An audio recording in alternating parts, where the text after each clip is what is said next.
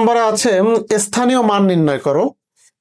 এখানে 5টি অঙ্ক আছে, ক থেকে উ পর্যন্ত।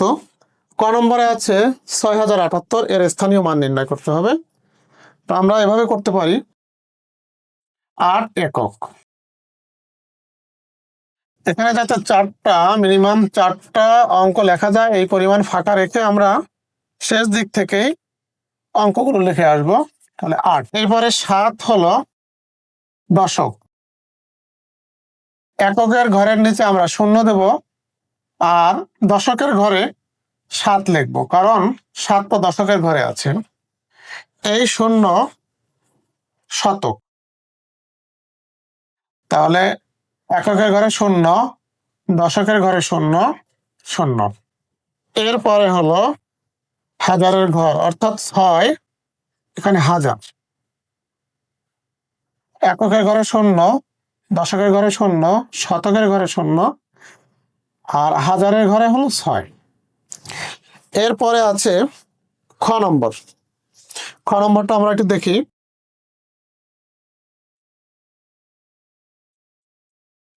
একই রকম আমরা করব। তাহলে এই 0 হলো একক,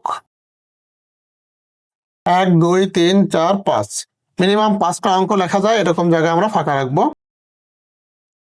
এই 0 হলো দশক, এককের ঘরে 0, দশকের ঘরেও এখানে 0। এই 7 হলো শতক, এককের ঘরে 0, দশকের ঘরে 0, শতকের ঘরে 7। এরপরে হবে হাজার, 6 হাজার, 0 0, শতকের ঘরে 0, হাজারের ঘরে হলো 6। এরপরে হলো হাজারের পরে একক, দশক, শতক, হাজার, অযুত।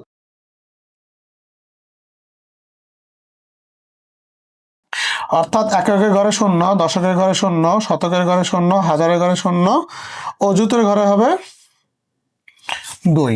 গ নম্বরে যে অঙ্কটা আছে সেটা একটু আমরা খেয়াল করি, 91,045। তাহলে 5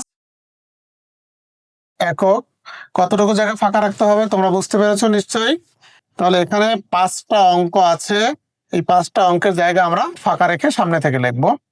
তাহলে 5 হলো একক, এই হলো 5। এরপরে এই 4 হলো দশক। তাহলে এই 4 আমরা কোথায় লিখবো?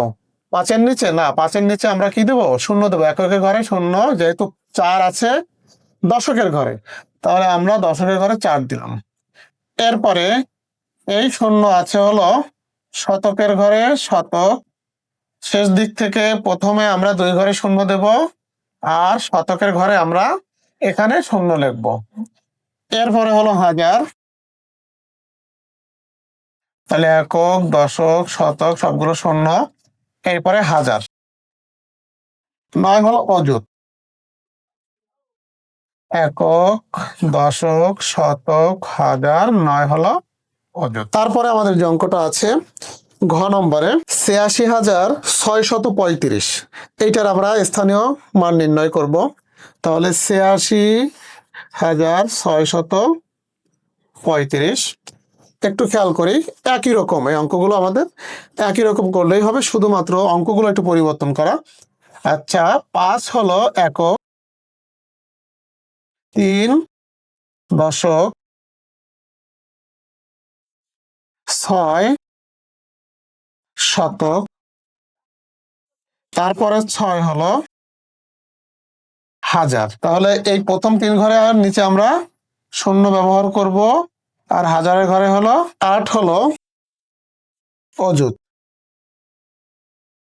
তাহলে এককের ঘরে 0, দশক 0, শতকের নিচে 0, হাজারের ঘরেও 0, আর 8 অযুত, আর এক ঘর পিছনে বসবে। তারপর আরেকটা অঙ্ক আছে আমাদের ও নাম্বার। খেয়াল করি, ও নাম্বারে যে অঙ্কটা আছে 24,323, 24,323। এই 3 তাহলে কি হবে? 3 একক, এই 2 হলো দশক।